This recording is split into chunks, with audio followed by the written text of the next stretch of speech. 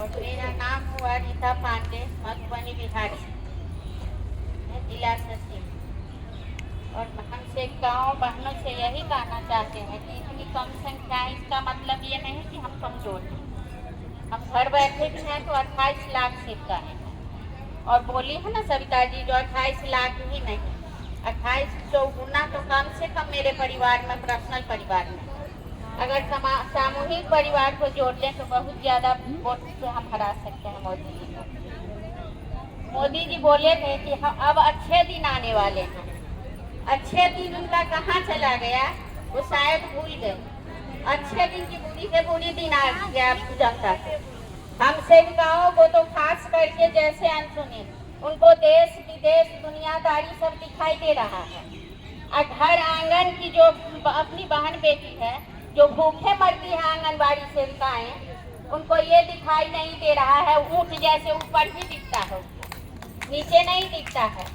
जो सेविका बहन हमारी देश के भविष्य के नींव डालने वाली हैं, जो कोई आईएएस अफसर हैं या कोई कलेक्टर है, कोई कुछ भी है, जैसे जो भी बने हैं या बनी है, वो सब आंगनबाड़ी, किसी न किसी आंगनबाड़ी से, आज 45 साल से आंगनबाड़ी चल रही है। क्या उनके लिए अब उनको दिमाग या समझ नहीं है कि 45 साल से साल में प्राइवेट नौकरी भी लोग करता है तो उसका प्रमोशन होता है और पैसा बढ़ता है। हम लोग 45 पर उनका काम करते हैं और करवाते हैं। 10,000 का मोबाइल देते हैं और उसमें भी भाया मीडिया इतना लगाता है जो हम लोगों को 3,000 4,000 का मोबाइल देता है। 10 साल कहते हैं काम करने के लिए। शर्म आनी चाहिए ऐसे सरकार को जो हम लोगों को शोषण करता है और बड़े बड़े कुर्सी पर बैठ के अच्छे दिन आने वाले हैं और बड़े बड़े बातें करते हैं।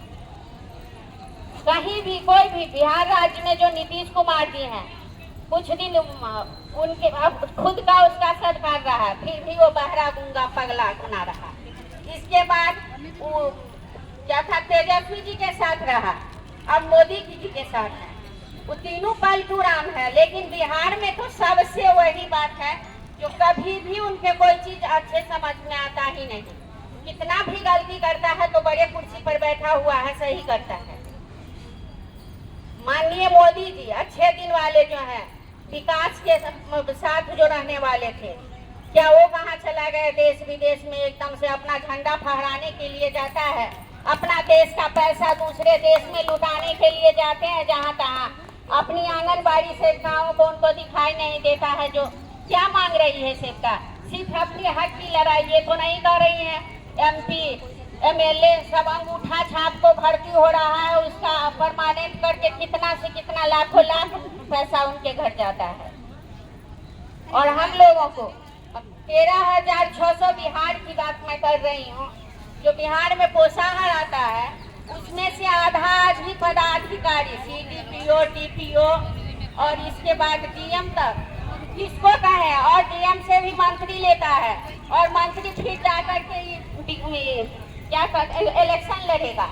सारी पैसा को खुद ही पोषण के नाम पर सेविकाओं के खाता में भेज करके वहाँ से उगाही करता है हम लोगों के साथ। बोला जाता है कि आज केंद्रीय टीम आ रही है, आप लोग सतर्क हो जाएं। भाई किस चीज के लिए हम लोग सतर्क हो जाए? पैसा तो आप ले जाते हो, कहाँ से 40 बच्चे को सेविका खिलाएगी? और जब भी कोई बात कहो तो चैन की धमकी दिया जाता है। और चैन की जो रोजी रोटी है, थोड़ी सी भी जो भी है, उस डर के मारे सेविकाओं ने अपना जो कहता है वैसा वैसा करती जाती है। इसका मतलब ये नहीं है, इतना समझ लें, कोई भी सरकार या मोदी सरकार, किसी के आह में, सेविकाओं के पास में उतना पैसा नहीं है, लेकिन उसका आह जो है तो लोहे को मसल डालने की, लोहे को गलाने की काम करेगी उसकी आह। सबसे बड़ी बात है धमकियां देना। धमकी दे दे करके हम सेविकाओं को प्रताड़ित किया जाता है, टॉर्चर किया जाता है और हम लोगों की बात को कोई सुनने वाला नहीं है। आज बिहार से हम लोग आए हैं, दीपावली छठ के कारण कहीं कोई टिकट नहीं मिल रही है। प्रीमियम टिकट में हम 2-4 सेविका जो आए हैं, सब लाख छटपटा के एक सेविका को आने में 10,000 रुपया खर्चा होता है, इसलिए नहीं आई है। तो कोई संख्या बल को देखकर ये ना समझे कि कुछ नहीं है, छुट्टी भर का मजबूरी थी उनकी जो घर में रह गई है। और वो जो भी जहाँ पर भी है सबका है जो गलाकर इनको भस्म कर देने वाला है मोदी सरकार। और मैं क्या कहूँ, कितना दुख दर्द कहूँ, सेविकाओं की दुख दर्द सुनने वाला अगर नहीं है ये मोदी जी, तो जितना ही शेर के तरह दहाड़ते हैं ना सेविकाओं के बल पर, इतना समझ लें। और बोल रहा है कि महिला सशक्तिकरण, महिला सशक्तिकरण सिर्फ बोलने से नहीं होता है, उसको देखने से भी, काम करने से भी होता है।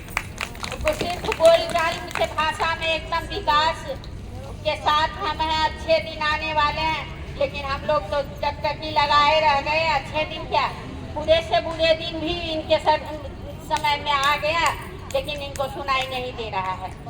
ऊंट जो बना हुआ है ऊपर ही दिखता है, इनको नीचे नहीं दिखता है।